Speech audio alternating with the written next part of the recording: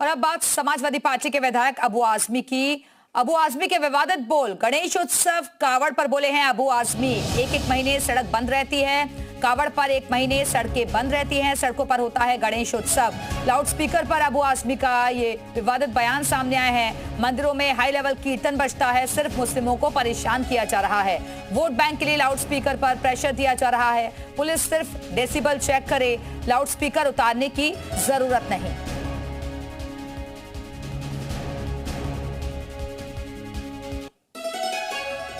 तो समाजवादी पार्टी के विधायक अबू आजमी की तरफ से ये विवादित बयान दिया गया है कि सिर्फ एक समुदाय विशेष को परेशान किया जा रहा है। मंदिरों में हाई लेवल कीर्तन बजता है। नमाज नहीं पढ़ने देंगे, ठीक है। अपनी छत पे नमाज पढ़ोगे पासपोर्ट कैंसिल हो जाएगा। लो क्या मैं पूछूं, जो कवाड़े लोग, कवाड़े बोलते हैं ना उसको, कावड़िया लोग जो लेके चलते, कहाँ लेके चलते हैं? सड़क पे लेके चलते हैं। हमने तो माना नहीं क्या, 1 महीना चलता है, पूरा सड़क जाम रहती है। मैं पूछूं, गणपति आती है तो कहाँ बिठाई जाती है? हमने तो मना नहीं किया, बिठाते हैं आप। हमारी एक कह रहे हैं कि एक होली एक आती है और 52 जो है ना जुमा आता है। 52 जुमा में 15 मिनट से 20 मिनट से ज़्यादा कोई सड़क पर नहीं उतरता होगा। अगर पूरा जोड़ लेंगे तो 2 दिन भी नहीं हुआ, और 10-10 दिन तक चलता माइक, तो आप नहीं बोलते हैं। हमारा मतलब कि ये जो ये होता है हिंदू मुस्लिम में जो हो रहा है, इस तरह से अलग अलग कानून लागू कर रहे हैं ना, वो बंद कीजिए। मुसलमानों को तकलीफ देंगे, मुसलमानों की मस्जिदों के लाउडस्पीकर रोकेंगे तो उनका वोट बैंक बढ़ेगा और नफरत बढ़ेगी। मैं सरकार से कह देना चाहता हूं कि हम कानून को पूरा हम मानते हैं, मानने को तैयार हैं, कानून मानेंगे, लेकिन जो फैसला हुआ जज का, जो कोर्ट का फैसला आया, उसको इम्प्लीमेंट कीजिए ना। क्या हमारी मस्जिद पे आकर के आप किसी की शिकायत करने पर 10-20 लोगों के साथ आकर के मस्जिद में घुस करके लाउडस्पीकर उतार रहे हैं? इससे लॉ एंड ऑर्डर की सिचुएशन खराब हो रही है। मस्जिदों का लाउडस्पीकर कमिश्नर साहब से कहना चाहता हूं, आप बिल्कुल उतारेंगे नहीं, आप डिसिबल चेक करेंगे। अगर वो ज्यादा है तो बुला के समझाएंगे, वार्निंग देंगे, नोटिस देंगे, उसके बाद उनसे खुद उतारने के लिए कहिए। आप जाकर पुलिस के लोग कुछ लोगों को लेकर जाकर उतारेंगे तो ये बिल्कुल हम बर्दाश्त नहीं करेंगे। और नंदकिशोर गुर्जर बीजेपी विधायक इस वक्त हमारे साथ जुड़ गए हैं। नंदकिशोर जी, बहुत स्वागत है आपका जी उत्तर प्रदेश उत्तराखंड पर। नंदकिशोर जी, अबू आजमी का बयान आपने सुना होगा। वो कह रहे हैं कि आपको हमसे ही दिक्कतें क्यों हैं? अभी गणेश उत्सव होता है, सावन का महीना चलता है, तब सड़कों पर जाम के हालात बन जाते हैं। और इसके अलावा वो कह रहे हैं कि हिंदू त्योहारों पर लाउडस्पीकर बजता है, तब दिक्कतें नहीं होती है। सिर्फ एक वर्ग विशेष से ही दिक्कत है क्या? देखिए, मोहम्मद साहब के टाइम में लाउड स्पीकर नहीं था, पहले तो ऐसा होना चाहिए। और ये जिस तरह से जानबूझ करके इतनी तेज आवाज में डिस्टरबेंस पैदा करते हैं। दूसरी बात, ये देश जो है धर्म के आधार पर बंटवारा हुआ था, और इन लोगों ने ये इस टाइम कहा था कि हम यहाँ की मान्यताओं के अनुसार रहेंगे। कावड़ यात्रा हो या गणेश उत्सव हो, उनपे जो भी हमारे परंपरागत त्योहार हैं वो आज से नहीं सदियों से चले आ रहे हैं। लेकिन ये उसके रिएक्शन में अगर ये सड़क जाम करने की बात करेंगे कि बकरीद पे हम लोग सड़कें जाम करेंगे या तेज आवाज में बजाएंगे, तो ये इंटेंशनली करें।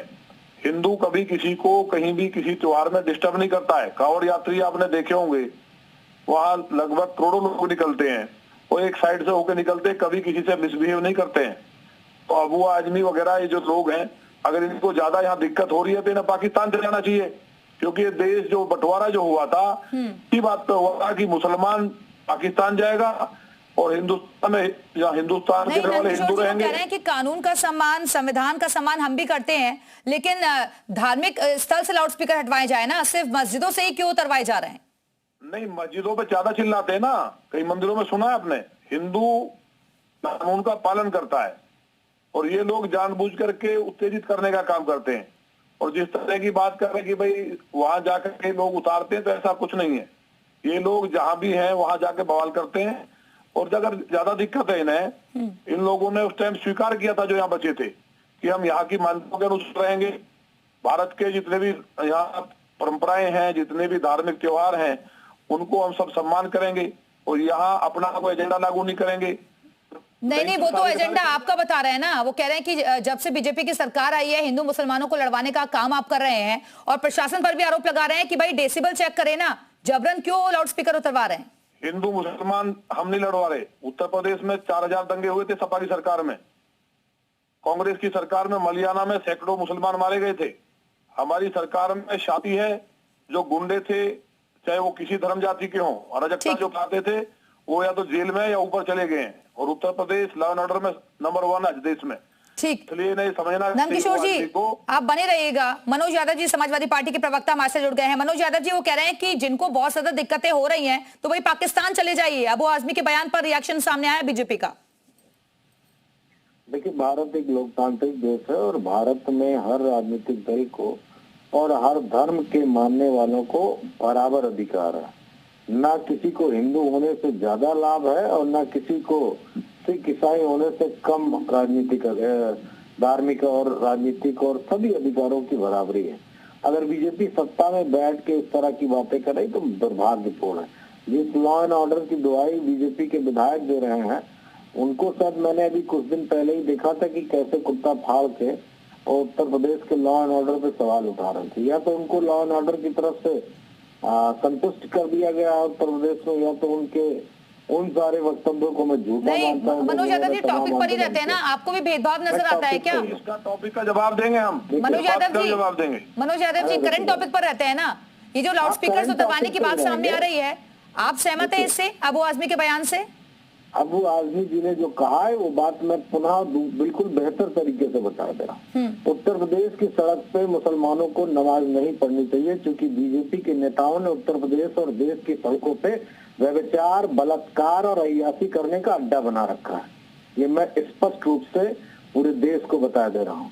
कोई जरूरत नहीं है सड़क पे नमाज पढ़ने की, क्योंकि वो अय्याशी का अड्डा है बीजेपी के नेताओं की, पनागाह है। उसी पे वो अय्याशी रात को करते हैं, उसी पे वो काम करते हैं विचार के जो शायद ही देश में कभी किसी राजनीतिक दल के। नंदकिशोर जी जवाब दे दीजिए। देखिए, इनके नेता इनको बोलने का अधिकार इसलिए नहीं है। पहली बात तो जो अधिकारी था वो सपा का एजेंट था, उनको चुन चुन के उनके खिलाफ कार्रवाई की जा रही है। जिन्होंने उत्तर प्रदेश को अराजकता में धकेल दिया था, जो गाय कटवाने का काम करते थे। इनकी सरकार जहां तक बात कर रहे हैं, ये बेटियों बलात्कार का इनके नेता समर्थन करते थे। खुलेआम चौराहे पे बलात्कार होते थे।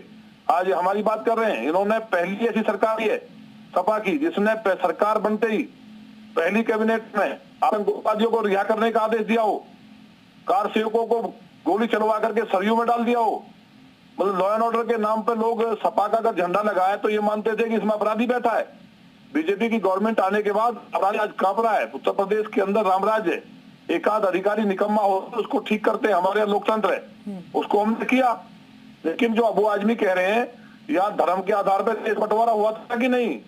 मनोज जी समझदार व्यक्ति हैं, धर्म के आधार पर हमारी मान्यताओं के अनुसार रहेंगे। जिसको दिक्कत है चला जाए पाकिस्तान, कौन सी दिक्कत है?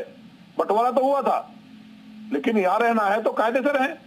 मनोज यादव जी वो कह रहे हैं यहाँ रहना होगा तो कानून का पालन करना होगा, कानून के दायरे में ही रहना होगा। ये बात इस देश के सभी नागरिकों को मालूम है कि देश में कानून का राज है, लोकतंत्र है, संविधान से देश चलता है। लेकिन आरएसएस और बीजेपी के लोग भूल जाते हैं। ये सबसे बड़ा पाठ अगर उनको सीखने और पढ़ने की जरूरत है तो आरएसएस और बीजेपी के लोगों को, क्योंकि वो लगातार इस देश में वो कृत्य करते हैं। राजदंड की स्थापना संसद भवन में करने वाले, राजतंत्र को अपना प्रतीकात्मक रूप से मानने वाले, मनुवाद को उठा के ढोने वाले, कम से कम समाजवादी पार्टी को संवैधानिक धाराओं और संवैधानिक मान्यताओं की दुहाई मत दीजिए। हमें मालूम है कि देश संविधान से ही चलता है, हम तो भेदभाव मिटाने के लिए आए हैं। गुर्जर साहब एक बात याद रखिएगा, जितना भेदभाव आपके साथ हो गया ना उतना तो नहीं। मनोज यादव जी इसमें दिक्कत क्या है? सुन लीजिए हाँ। मैं अपनी बात कह लूं, ये थोड़ी नहीं जब बात टोकेंगे। मुझे गुर्जर जी से बहुत संवेदनाएं हैं क्योंकि वो हमारे पिछड़े समाज से आते हैं। जितना भेदभाव हुआ किसी ठाकुर विधायक के साथ नहीं हुआ उत्तर प्रदेश में। मुझे बताओ ना एक नाम पूरे प्रदेश में जिस ठाकुर विधायक के साथ इस तरह कुत्ता फाड़ होली। मनोज जी आप फिर जातिवाद पे आ गए भैया। ये जातिवाद में मैं सही से बता रहा हूँ भैया। जातिवाद है, सदन के कानून बनाने वाली संसद बैठते हैं, कम से कम भैया सपा का एजेंट था, समाजवादी पार्टी में वो सपा का एजेंट था, उसको अलग कर दिया गया, हटा दिया गया, उससे खत्म हो गया। देखिए आप कानून की दवाई बिल्कुल तो बेलगाम जुबान और सियासी तूफान जिस पर अब विवादित बयान भी देखने को मिल रहे हैं। फिलहाल के लिए बहुत बहुत शुक्रिया आप दोनों का हमारे साथ चर्चा में शामिल होने के लिए।